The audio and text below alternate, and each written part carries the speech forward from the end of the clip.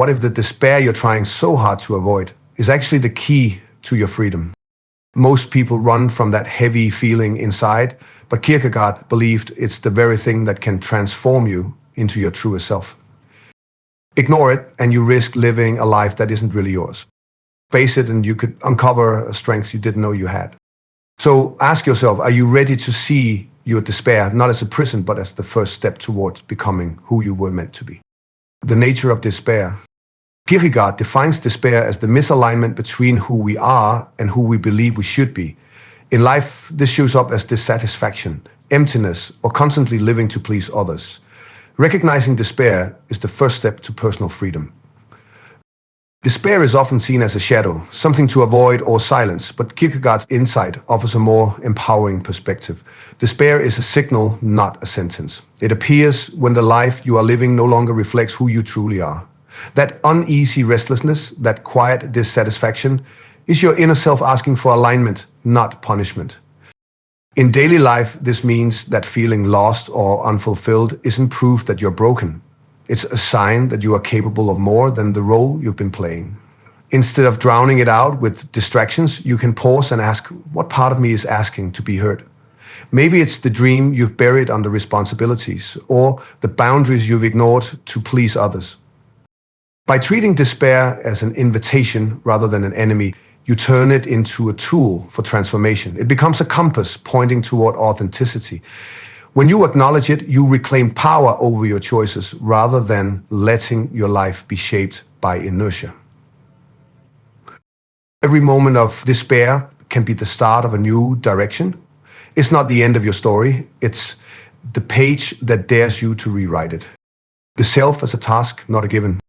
We are not finished products, but ongoing creations. Kierkegaard challenges us to take responsibility for our identity instead of passively inheriting it. You can rebuild your sense of self at any stage of life. Your sense of self is not something fixed that you simply discover once and for all. It is something you create every day. And Kierkegaard views the self as a task, a living project that requires intention, courage, and ongoing choice. This perspective can feel liberating because it means you are not trapped by your past or by the labels others have placed on you.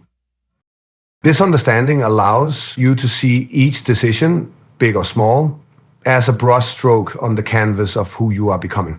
The way you respond to challenges, the habits you cultivate, and even the thoughts you entertain all contribute to the person you are shaping. Rather than waiting for life to hand you a clear identity or purpose, you have the power to define them. And this isn't about forcing perfection.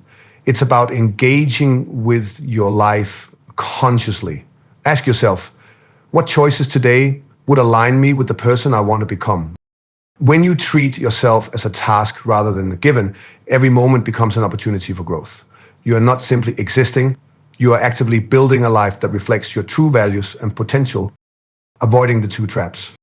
Becoming what others expect, numbing through distractions, avoiding inner work. True strength is built by facing discomfort instead of hiding from it. One of the greatest challenges in life is recognizing when you are drifting into paths that pull you away from your authentic self. Kierkegaard's idea of the two traps highlights this struggle, losing yourself by conforming to what others expect, or numbing yourself by avoiding the deeper questions of who you really are. Both may feel easier in the moment, but they lead to a quiet kind of emptiness. The first trap shows up when you live only to meet external standards, seeking approval, chasing goals that aren't truly yours, or silencing your own desires to keep the peace. The second trap appears when you avoid discomfort entirely, distracting yourself so you don't have to face uncertainty or make difficult choices. Escaping these traps doesn't mean rejecting others or isolating yourself. It means pausing long enough to ask, am I doing this because it matters to me or because it's what's expected? Am I avoiding action because I'm afraid or because it's truly not right for me? Each time you choose authenticity over habit, you reclaim a piece of your life. That is where real strength and real freedom begin. Faith is courage, not blindness. Kierkegaard's faith can be reframed as trusting in your ability to move forward despite uncertainty. It's an existential leap, acting with conviction even without guarantees. Growth only happens when you risk stepping out of your comfort zone. Faith, as Kierkegaard saw it, isn't about shutting your eyes to reality or pretending certainty exists where it doesn't. It's about choosing to move forward despite uncertainty, trusting that action itself can create meaning. This kind of faith is an act of courage, not a surrender to ignorance. That might mean starting a new path without knowing exactly where it leads, leaving behind something familiar to grow, or making a decision that feels right even though no one can guarantee the outcome. Courageous faith doesn't promise safety, it offers possibility. It is the willingness to say, I don't have every answer, but I believe I can handle what comes next. This shift can transform anxiety into momentum. Instead of waiting for perfect clarity, which rarely arrives, you take steps based on what you value most, and with each step, confidence builds. Living this way teaches you that strength isn't found in eliminating fear, but in acting alongside it. Every time you practice faith as courage, you show yourself that uncertainty doesn't have to trap you. It can be the space where your future begins to take shape, because you dared to create it. Despair as a signal, not a sentence. Feeling lost isn't proof of failure, it's proof that you want something deeper. Anxiety and despair point toward areas of life that need alignment. Learn to listen to those emotions rather than silence them. Despair can feel heavy, but it is not a permanent judgment about who you are. It is a messenger alerting you that something within you needs attention, change, or growth. When you see despair as a signal rather than a sentence, it shifts from being a wall to becoming a doorway. In daily life, this means that those moments when you feel disconnected, restless, or unsatisfied are not signs of failure. They are signs that you are ready for something deeper. They push you to question, am I living in alignment with what truly matters to me? Instead of trying to silence the discomfort, you can choose to explore what it's asking for, perhaps a new direction, healthy boundaries, or the courage to pursue something you've been avoiding. By listening to despair instead of fearing it, you reclaim your power. You stop seeing it as an end and begin to use it as motivation to act.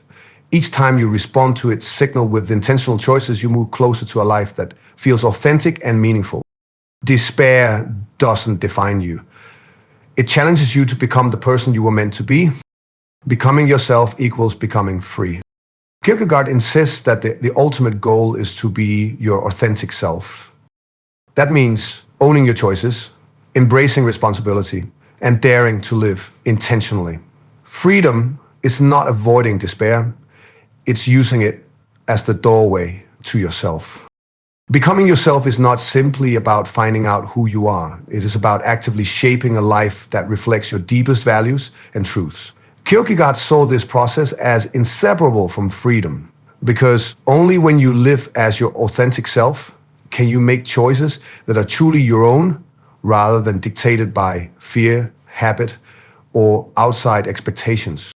This means moving away from decisions that are made just to please others or avoid discomfort. It's about asking yourself consistently, what do I actually want? What matters most to me right now? These questions can feel uncomfortable because they push you to take responsibility rather than hide behind excuses or external pressures. As you align more of your actions with your inner conviction, something shifts. Life feels lighter, not because it becomes easier, but because it becomes yours. The weight of pretending falls away. Freedom is not about having endless options. It's about committing to the choices that resonate with who you truly are. Each time you dare to act from that authentic place, you step into a life with greater purpose and clarity. Becoming yourself is the ultimate act of liberation. Despair doesn't have to be the end, it can be the beginning. By facing it instead of running, you turn what once felt like a prison into a path toward freedom and authenticity. That question we asked at the start, can despair become the key to becoming yourself? The answer is yes, if you choose to listen to it and let it guide you to what truly matters. Now I'd love to hear from you.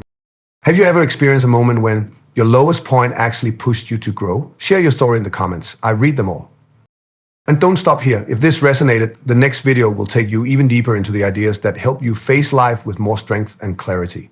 It's another step on the same journey, a way to uncover something hidden within you that most people never explore. Click on it now and let's keep going.